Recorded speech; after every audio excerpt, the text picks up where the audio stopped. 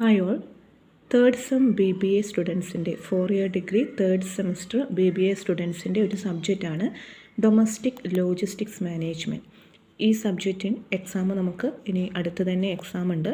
November 3 മുതൽ ഇവരുടെ exam start ചെയ്യാണ്. അപ്പോൾ ഈ ഒരു സബ്ജക്റ്റിലുള്ള ഇമ്പോർട്ടൻ്റ് ആയിട്ടുള്ള കുറച്ച് ചാപ്റ്റേഴ്സാണ് നമ്മൾ ഡിസ്കസ് ചെയ്യാൻ പോകുന്നത്. ലോജിസ്റ്റിക്സ് മാനേജ്മെൻറ്റിൽ നമ്മൾ എടുക്കാൻ പോകുന്നത് യൂണിറ്റ് 13 ആണ്. Documentation, road receipt, truck receipt, way bills, ഇതാണ് ചാപ്റ്ററിൻ്റെ നെയിം. ഈ ചാപ്റ്ററിൽ നമുക്ക് ആദ്യം പഠിക്കാനുള്ളത് എന്താണ് റോഡ് റെസിപ്റ്റ് എന്നുള്ളതാണ്. Road receipt and truck receipt. Road receipt and truck receipt are essential documents in the road transportation industry.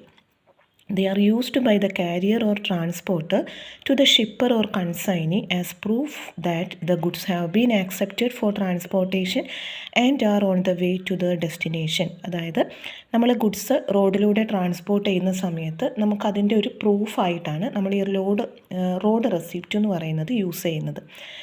ഈ റോഡ് റെസിപ്റ്റിൽ രണ്ട് രീതിയിൽ റോഡ് റെസിപ്റ്റ്, അതായത് RR ഉണ്ട്, ട്രക്ക് റെസിപ്റ്റ് LR ഉണ്ട്.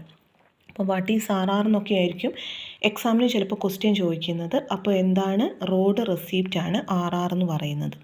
This document is used for road transport, particularly for intercity or interstate transport of goods. അതായത് നമ്മുടെ സിറ്റീൻ്റെ ഉള്ളിലോ അല്ലെങ്കിൽ സിറ്റിക്ക് പുറത്തോ ഒക്കെ നമ്മൾ സാധനങ്ങൾ കൊടുക്കുന്ന സമയത്ത് യൂസ് ചെയ്യുന്ന ഡോക്യുമെൻ്റാണിത്.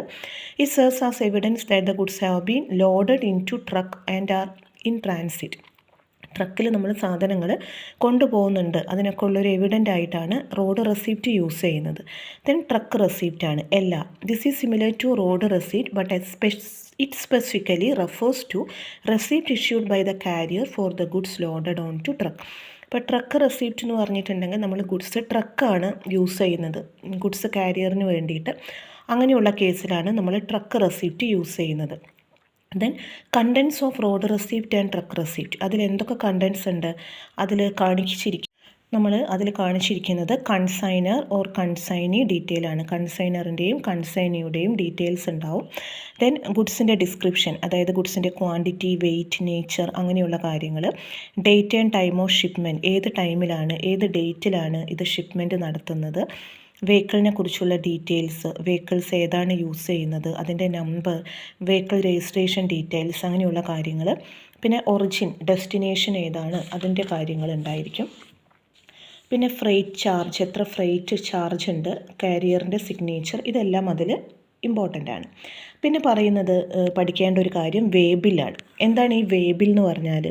A waybill also refer to as the consignment note is another important document in logistics that provides details about the goods being transported and the terms of the shipment. നമ്മൾ ട്രാൻസ്പോർട്ട് ചെയ്യുന്ന ഗുഡ്സിനെ കുറിച്ചുള്ള details കാണിക്കുന്നതാണ് ഈ വേബിൽ. Important ആണ് കേട്ടോ.